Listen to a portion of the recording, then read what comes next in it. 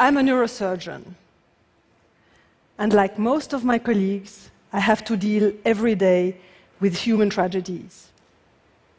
I realize how your life can change from one second to the other after a major stroke or after a car accident.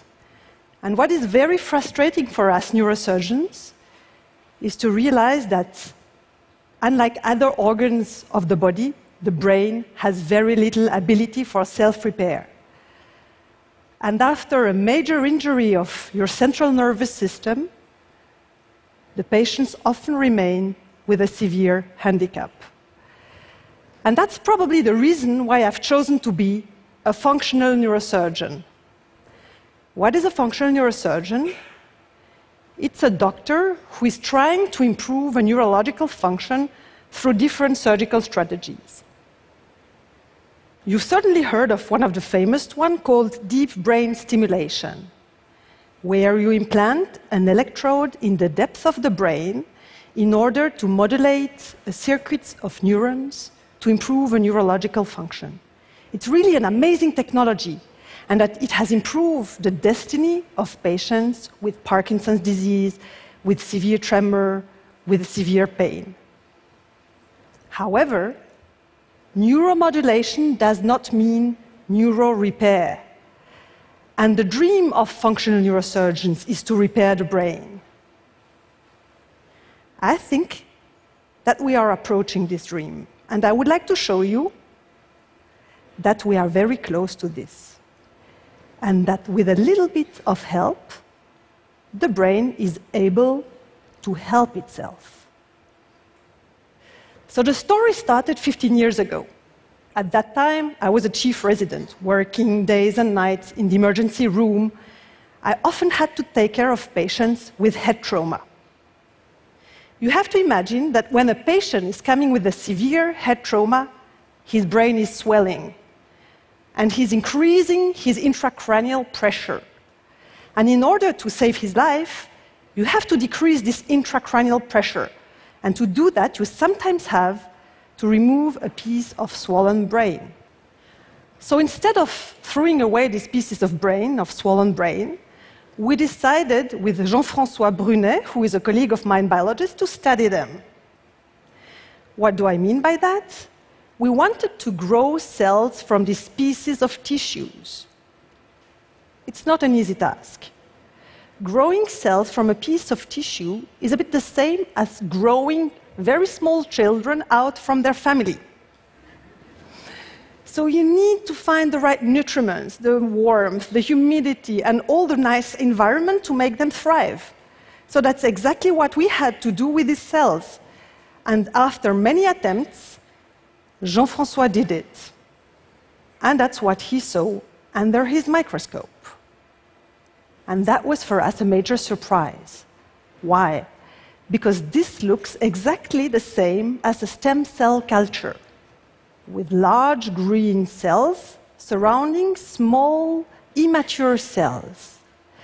And you may remember from biology class that stem cells are immature cells able to turn to any type of cell of the body. The adult brain has stem cells, but they're very rare, and they are located in deep and small niches in the depth of the brain. So it was surprising to get this kind of stem cell culture from the superficial part of swollen brain we had in the operating theater. And there was another intriguing observation. Regular stem cells are very active cells, cells that divide very quickly, and they never die, they are immortal cells. But these cells behave differently. They divide slowly, and after a few weeks of culture, they even died.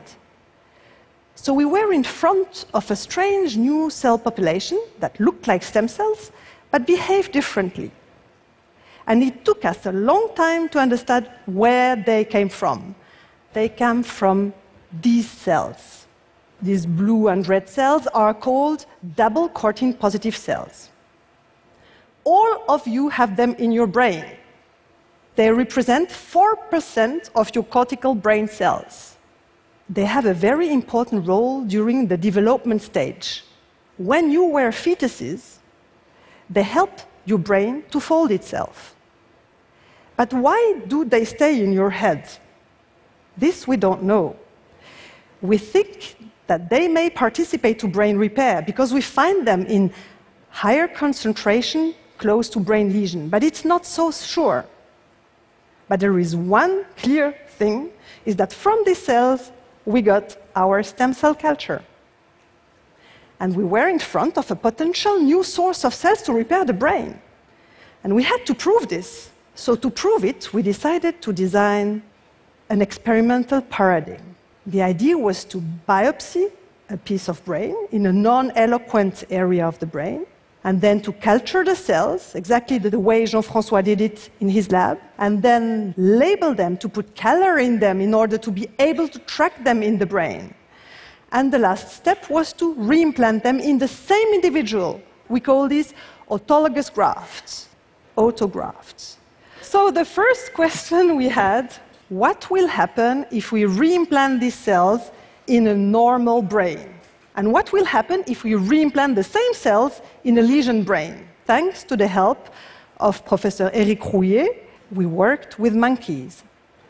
So in the first case scenario, we reimplanted the cells in the normal brain, and what we saw is that they completely disappeared after a few weeks, as if they are taken from the brain. They go back home, the space is already busy, they are not needed there, so they disappear.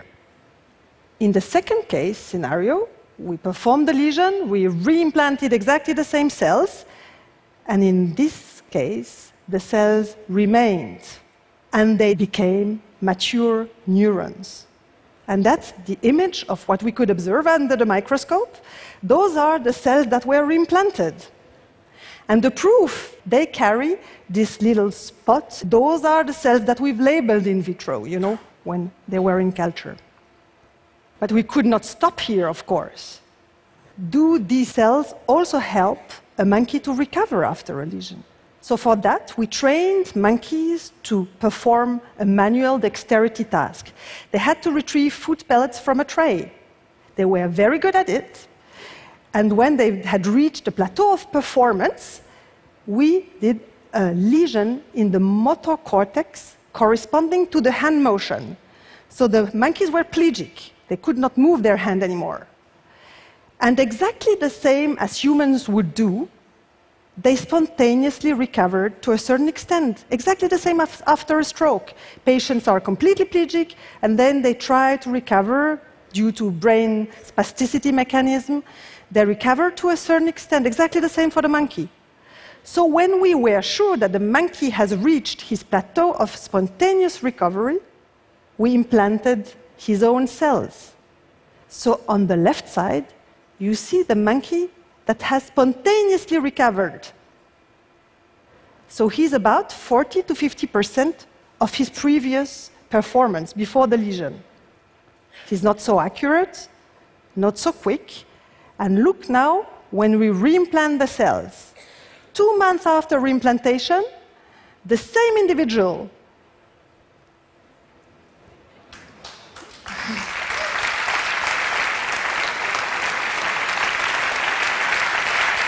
It was for us also a very exciting result, I tell you. Since that time, we've understood much more about these cells. We know that we can cryopreserve them, we can use them later on. We know that we can apply them in other neuropathological models, like Parkinson's disease, for example. But our dream is still to implant them in humans. And I really hope that I'll be able to show you soon that the human brain is giving us the tools to repair itself. Thank you.